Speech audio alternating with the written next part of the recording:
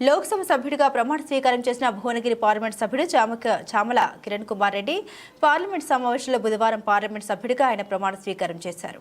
రెడ్డి అనే నేను లోకసభ సభ్యునిగా ఎన్నుకోబడినందున శాసనం ద్వారా ఏర్పడిన భారత రాజ్యాంగం పట్ల నిజమైన భక్తి విశ్వాసములు కలిగి ఉంటానని, భారతదేశం యొక్క అఖండతను కాపాడుతానని, నేను చేపట్టనున్న కర్తవ్యంను శ్రద్ధాశక్తులతో నిర్వహిస్తానని దైవ సాక్షిగా ప్రమాణం చేయుచున్నాను. జై తెలంగాణ.